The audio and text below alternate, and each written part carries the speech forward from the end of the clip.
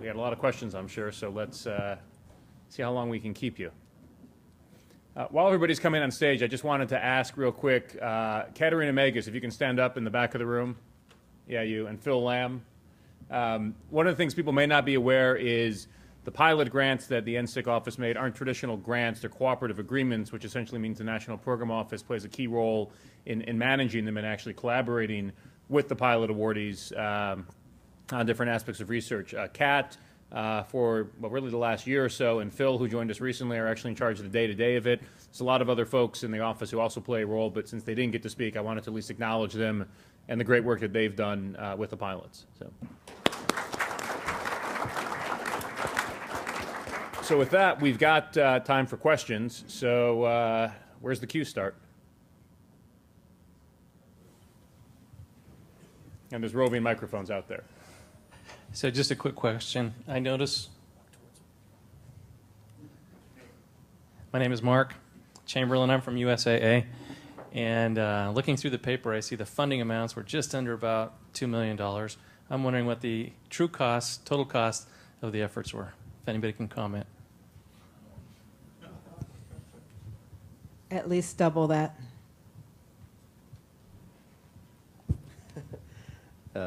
Not measured, but significant. I think the investment's worth it.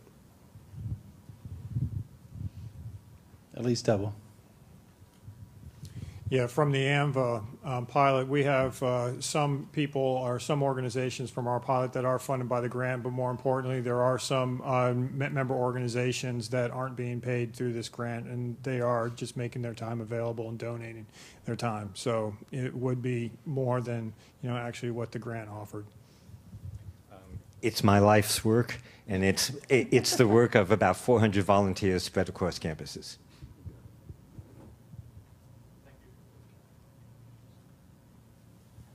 Is it live? Yeah. Jim Trigo, Scaled Solutions. I was just wondering whether or not any of you might be able to make any comment on any FMECA activities that might have been conducted to this point, especially at a system level, in any of the pilots.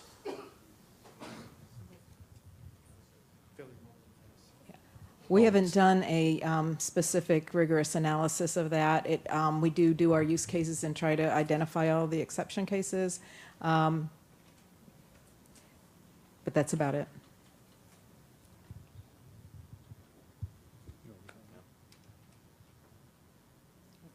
Next question.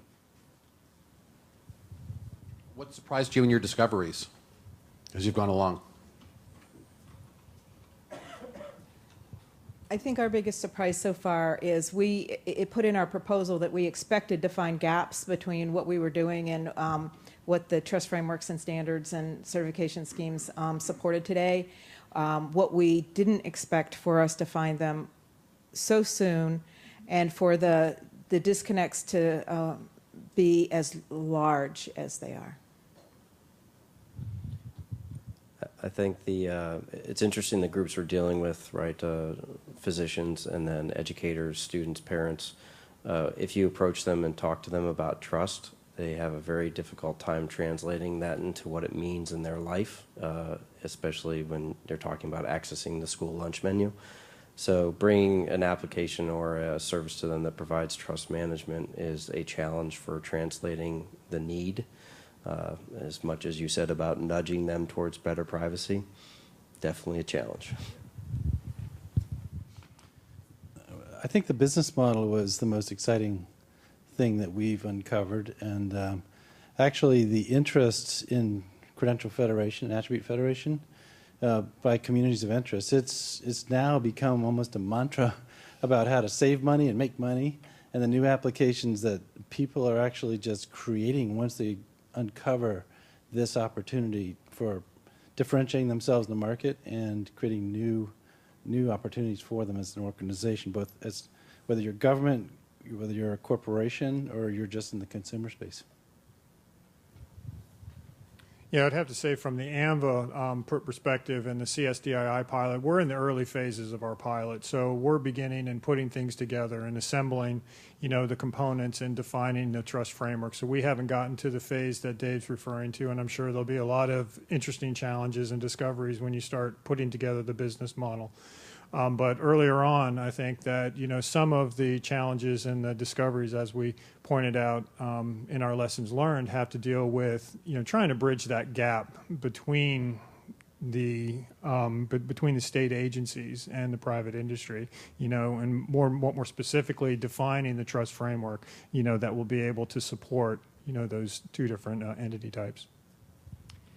I think we've been surprised by the passion that people have about protecting their privacy and their willingness to compromise that for a rubber squeeze toy, which re-emphasizes the need for these nudging techniques to improve the world. I think the other surprise has been how challenging it's going to be to integrate anonymous credentials into the world, and how much they're going to provide once we're able to do that.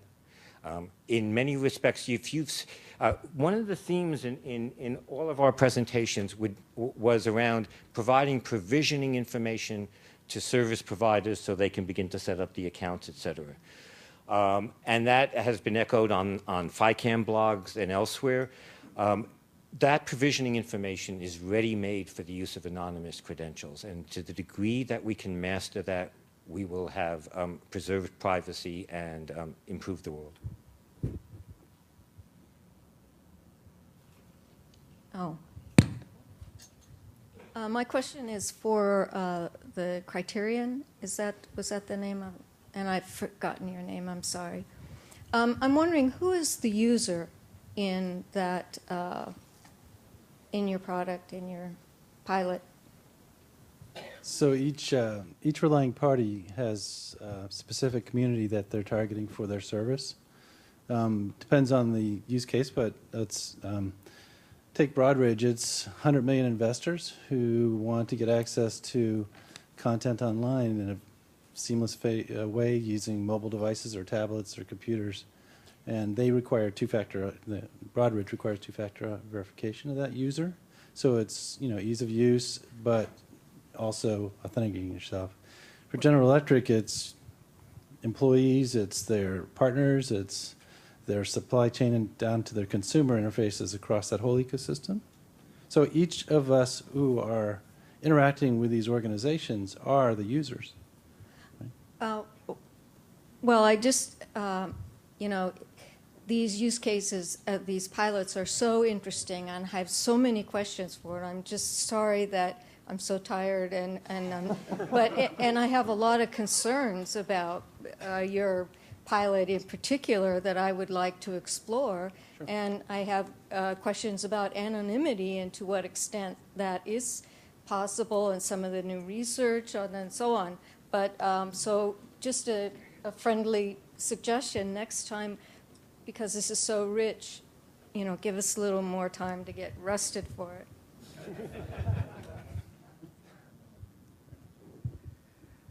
Hi, my name is Sitaraman Durba from Cable Labs.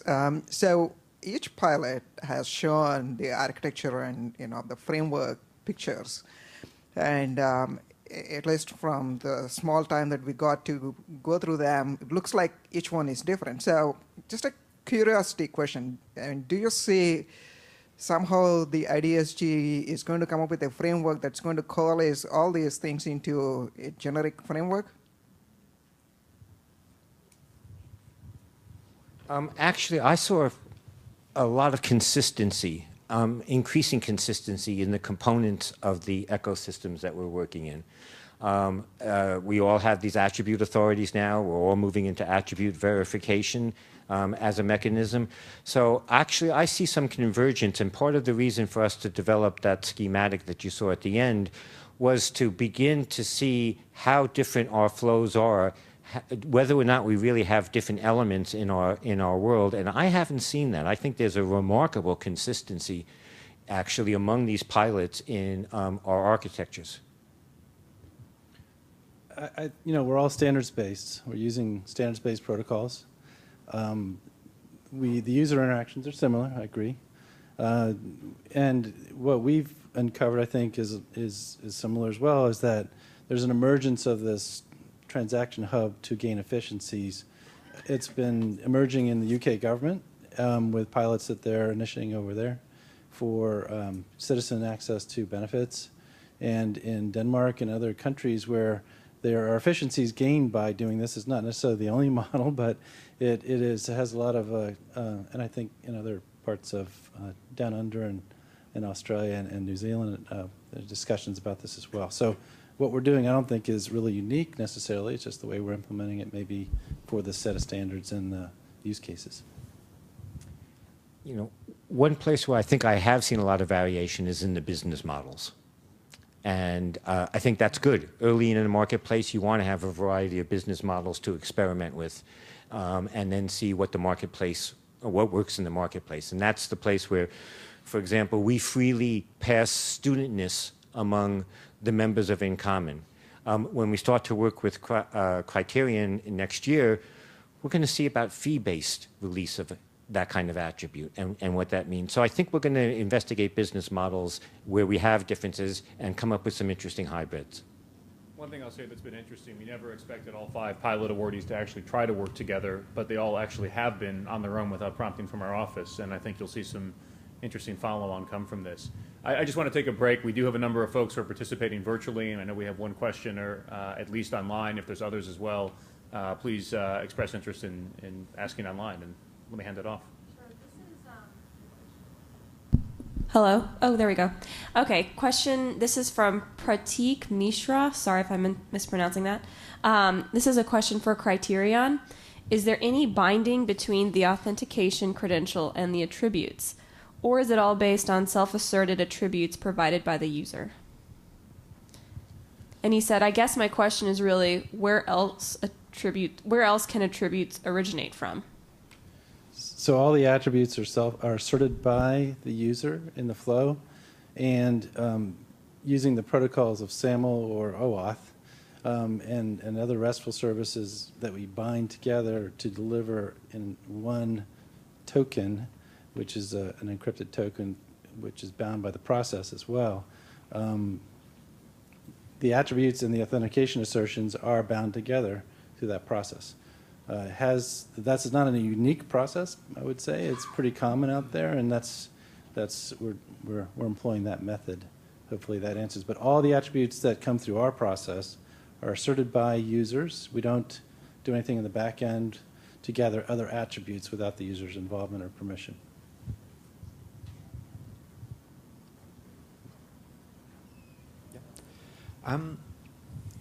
First, thanks to all 5 of you. This is Peter Brown speaking. Thanks to all 5 of you for the presentations. I think it's been incredibly illuminating. And each of you have sort of hit on different advantages, issues, problems along the way towards full-scale deployment. So I feel almost sort of duty-bound to ask you if you have one ask each of IDESG in terms of something that needs to be done, some gap that needs to be filled, policy, standard, or whatever, what would it be in each of the 5 cases? Do you have one particular thing that you think needs to be addressed and that we ought to be taking on? How many relying parties are in the room?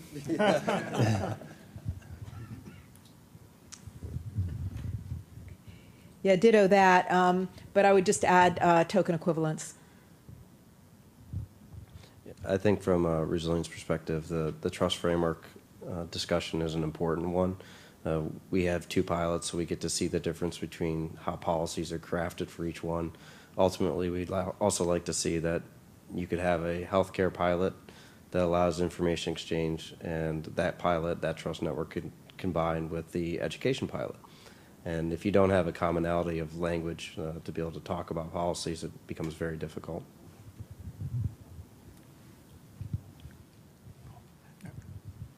Yeah, and I would also echo what Resilient is saying about the trust frameworks. I mean, I think that does get to the heart of the matter.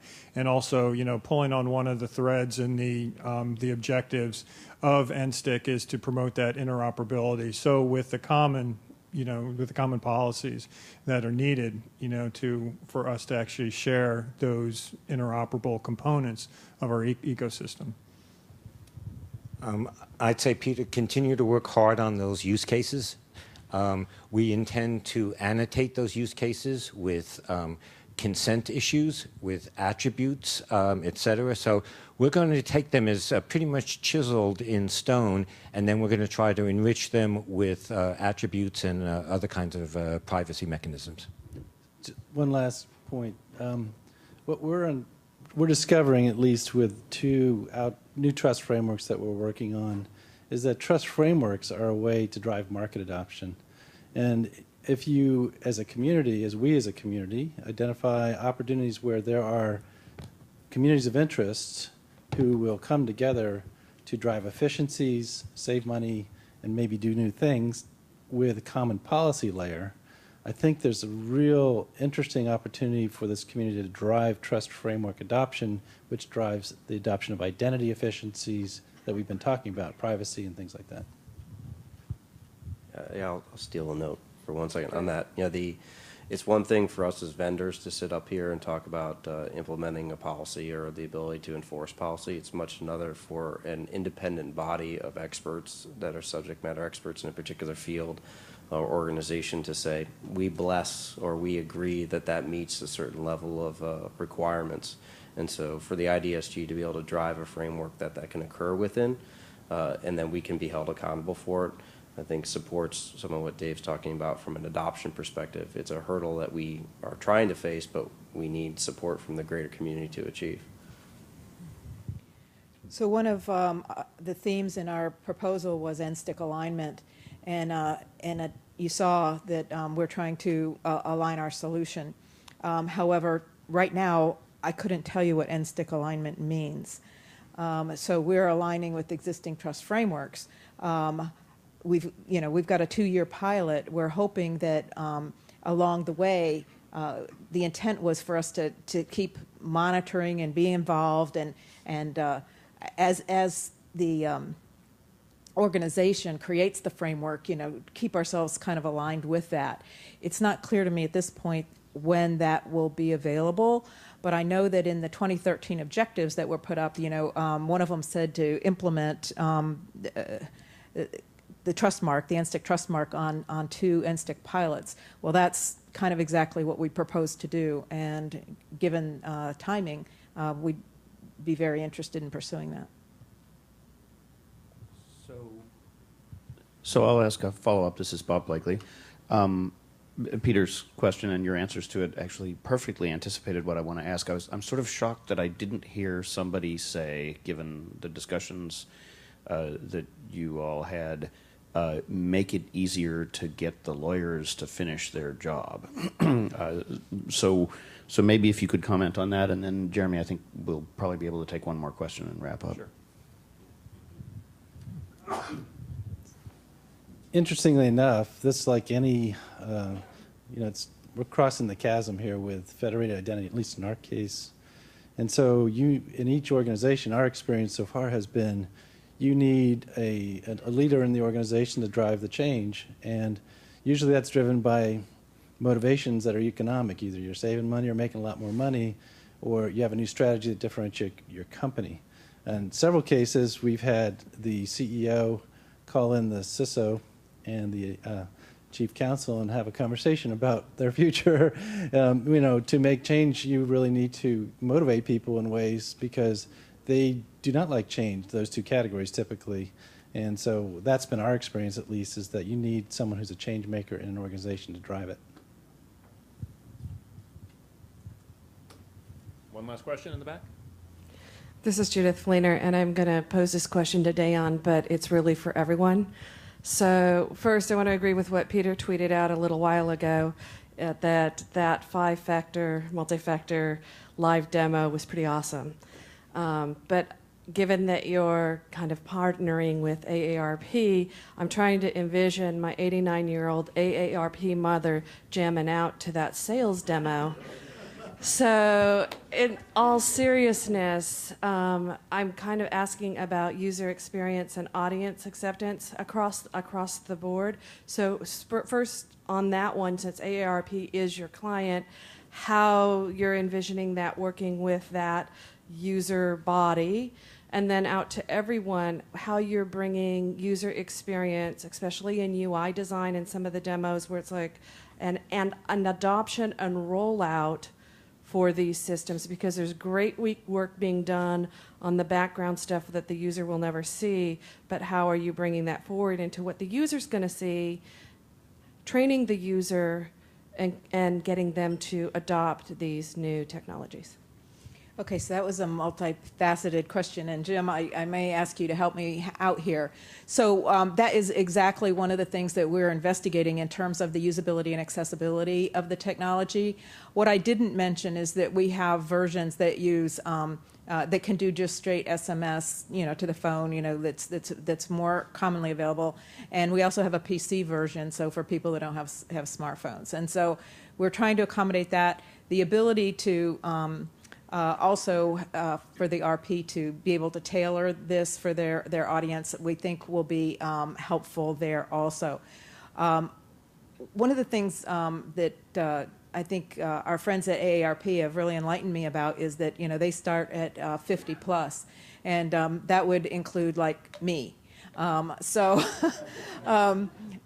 there's a broad demographic of members of AARP, including people who are very tech savvy and are early adopters, all the way up to your 89-year-old grandmother. And so one of the things we're really trying to do in working with Purdue is we're working with their accessibility focus group, we're working with their gerontology group as well, focus groups, and actually that's one of the things we're hoping to learn out of this. And so Jim, do you want to? Sure, I just add to that we are just we're here to learn, really, and it's amazing when the technology is right and it becomes usable, people adopt it. And so so these things we didn't have a few years ago. We took several thousand to our member event last year, and they sold out in an instant because people they really want these things. And so this is easy. A tablet is easy to use, and so if we can make the experience easy, they'll follow on. So what we have today is probably not what we're going to have a year from now or 2 years from now. But I think your 89-year-old mom might be rocking out to that at some point. So that's the hope anyway.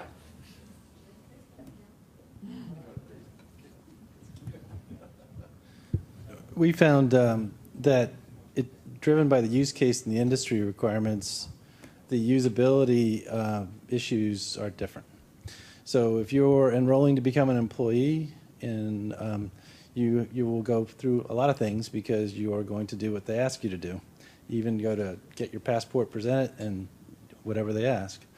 If you're a federal employee, you'll go through a clearance process, which is, evidently painful, and you will do whatever they ask you to do depending upon how your clearance is.